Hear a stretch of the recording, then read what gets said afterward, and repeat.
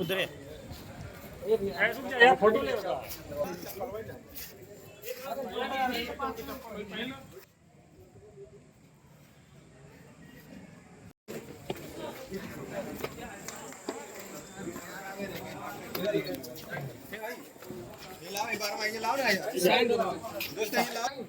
देखिए, ये थाना कोतवाली में 10/6/25 को शाम के करीब 7:30 बजे के आसपास एक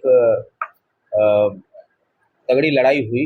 मारपीट जैसी स्थिति की सूचना पुलिस को मिली और मौके पर तत्काल जो है कि पुलिस पहुंची तो देखा कि एक व्यक्ति जिसका नाम गुलशन यादव है वो गंभीर रूप से घायल हो चुका था, जिसको हॉस्पिटल जब ले जाया गया तो मृत घोषित कर दिया गया था। तो कुल मिला जुला के यह एक हत्या जैसी स्थिति जो है कि पर्दे से उभर के वहाँ पे आया और इसी मामले पे मुकदमा भी जो है कि थाना कोतवाली पे इनके परिजनों द्वारा जो है कि दर्ज कराया गया। तो इस मामले की पूरी तफ्तीश और जांच और इस घटना के अनावरण के लिए टीम लगाई गई, जिसमें विभिन्न अभियुक्तों की जो है कि गिरफ्तारी की गई।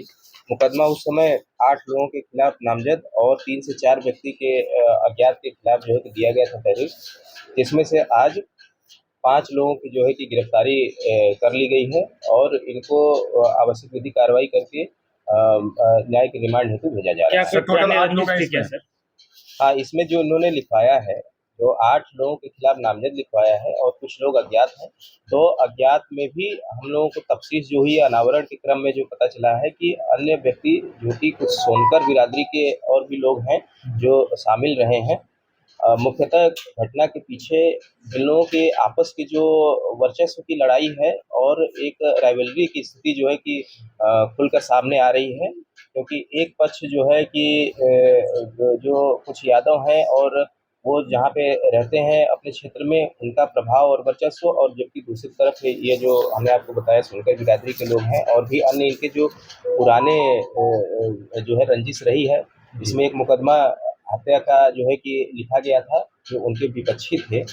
जिस मामले में जो मृतक है और वो जेल भी गया था, उसके ऊपर मुकदमा हत्या का लिखवाया जिन्होंने लिखवाया था वो, और इसके मारपीट के क्रम में अन्य जो इसके दुश्मन उस समय पैदा हुए वो दोनों एक दूसरे से मिल गए और रेकी करके और गुलशन के पीछे जो है कि लगे थे और इस घटना को अंजाम दिया। गुलशन के साथ एक और युवक था रणदीप, उसका क्या बोला है? अरे रणदीप तो वादी है इस मुकदमे में, गुलशन के साथ था, उसने ही आकर जो है मुकदमा लिखवाया। वो मौके से भाग गया, बच निकला था और उसने ही आकर जो है मुकदमा लिखवाया। सर, ये बदला लेने की नियत से पूरी घटना को अंजाम दिया गया। ये जैसा बताया जा रहा है कि ये आपस में छोटे मोटे कुछ लोगों का समूह जो है जी, जो लोकल लेवल पे अपना बदमाशी जैसे कार्य करने की कोशिश करते हैं, अपना वर्चस्व बनाते हैं।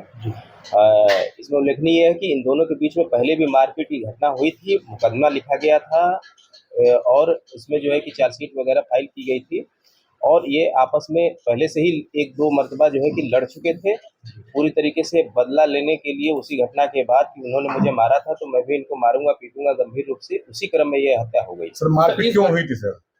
हाँ, इनका पुरानी मैंने आपको बताया वर्चस्व को लेकर है, छोटी मोटी बातें लोकल लेवल पे है। कथित रूप से ये एक दूसरे के जो है कि विरोधी हैं, तो ये सब घटनाक्रम है। बताया जा रहा सर कि महीनों से इसकी रेकी चल रही थी, पूरा प्लान करके संगठित रूप से अपराध दिया।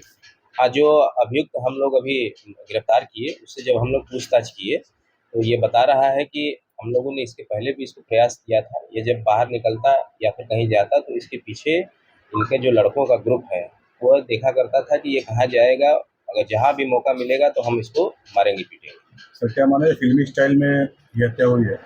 कुछ लड़कों का यह उत्साही और गुंडा टाइप के लड़कों का एक समूह है और ये रेकी करके मारपीट करना जैसा जो है कि कार्य कर रहे थे और इसी क्रम में यह हत्या उन्होंने। घटना का मास्टरमाइंड कौन है, कौन साजिश रचा है?